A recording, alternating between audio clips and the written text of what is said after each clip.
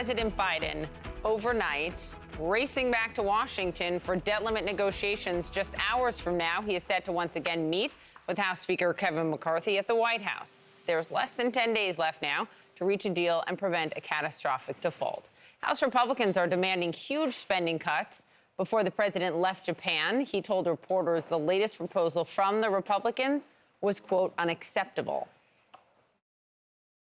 I can't guarantee that they wouldn't force a default by doing something outrageous. I can't guarantee that. I think there are some MAGA Republicans in the House who know the damage that it would do to the economy. And because I am president and presidents are responsible for everything, Biden would take the blame, and that's the one way to make sure Biden's not reelected. Biden and McCarthy spoke while the president was flying home on Air Force One, and McCarthy called that talk productive. We're covering all angles. Let's begin with Lauren Fox, tracking developments on Capitol Hill, and Arlette Saenz at the White House. Arlette, to you, the president cut his trip short, cut off two important legs of the trip so he could be in Washington for what is going to happen today. What do we expect?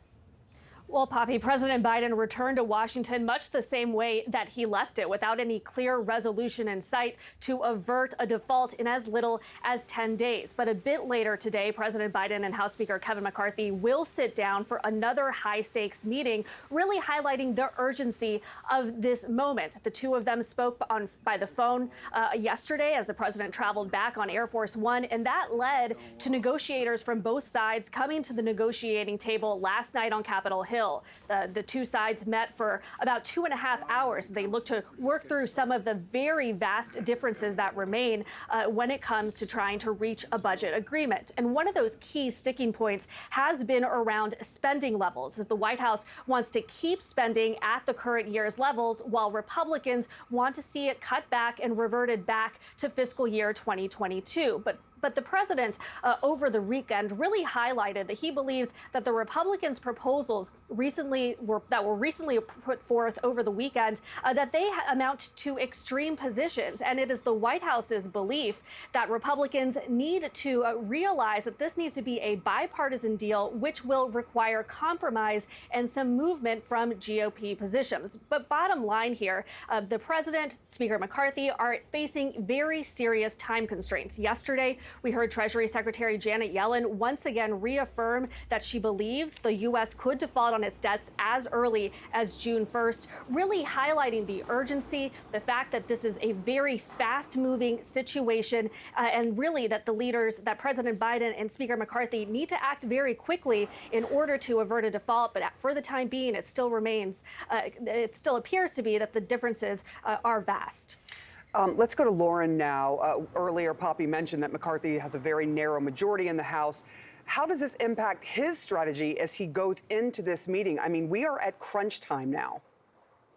Yeah, Sarah, I mean, he just doesn't have the kind of negotiating room that he would have if he had a larger Republican majority. In the back of his mind has to be this reality that he is going to lose conservative votes if he actually makes a bipartisan deal with President Joe Biden. And that calculus, whether or not he is going to be willing to potentially put his speakership on the line for that deal, is something that is looming large in these negotiations. Also looming large is the reality that these two men have a very untested relationship. They really haven't spent that much one-on-one time together. They never spent that much time in the previous 2 years when Biden was president, and you had McCarthy, who was in the minority at that point. So there's a huge question mark right now whether or not their relationship really can get this deal over the finish line. Like Arlette mentioned, the negotiations over the weekend happened in fits and starts, with both sides trading back and forth proposals that the other side argued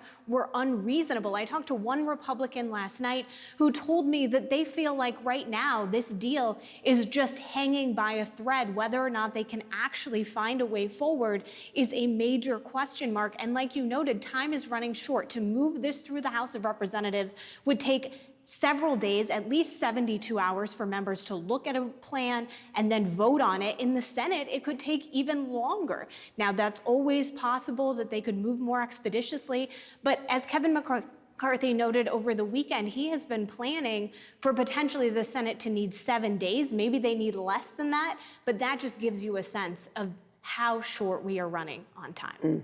Wow. 7 days. So 10 minus 7 is 3. So that means, Lauren, they got 3 days to figure this out? But that's the big question right now, and I think that it's always possible. Things move much more quickly in the Senate when they need to, but McCarthy's been arguing he thought they might need a whole week. Thank you both. I can't believe you're doing math at this hour, but that's mean- really good. That's what we have Christine Romans here for. Thank goodness for her. My deep sighs over here. Like, oh. I know. You have been, talking about this ad nauseum over and over and over again, but you said something that really sent shivers down my spine. You said that if we didn't pass the debt limit, that we would see our living standards go back in time. Yes. This is for every American. Yes. This is incredibly dangerous, what's happening here right now and how close we're getting. We have $56 billion in the bank this morning, and we have a bunch of bills that are going to be coming due next month. There'll be money coming in from, state tax receipts and the like, but to be playing it this close is just really, really dangerous for the American economy. So what do I mean about living standards going back in time? You could have a tenth of economic activity just stop the minute that they do this. So you have the Treasury Department that'll be having a Hunger Games of sorts of which bills to pay. So you're talking about IOUs for service members. That's one option. You could have delays in Social Security checks. So think about the senior who relies on the Social Security check, who then can't go to the bodega to buy the milk and the bread for the week, who then the bodega then doesn't have that income. I mean, it just starts to all go down the food chain, and it's very dangerous, to say nothing of what it means for financial security. Remember, the entire global financial system is built on the American Treasury bond. Right. And this is something that the world hungers for. They buy as safety our bonds. It's not a sign of weakness, everybody. It's a sign of strength that the American, this security is so sought after around the world.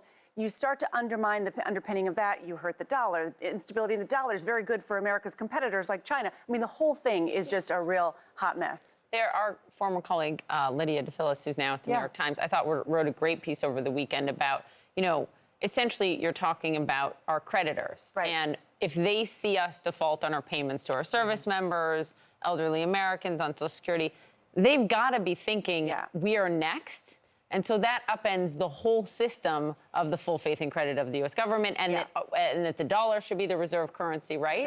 Exactly. And that's how that plays into China's hands, or plays into, the hands of competitors who would like to see a world that's not based on the dollar, where the U.S. Treasury isn't the king of the hill. And it is the king of the hill, Look, the U.S. will pay interest on its debt, I'm sure. I mean, debt holders, that would just be devastating if they defaulted on those obligations. But to do that, you have to make big cuts and sacrifices elsewhere. That just is a sign of weakness, a sign of poor planning. Look, there is a serious discussion about America's national debt growing so large that it chokes our country in the decades in the future. Right. That serious conversation is not had around a debt ceiling drama.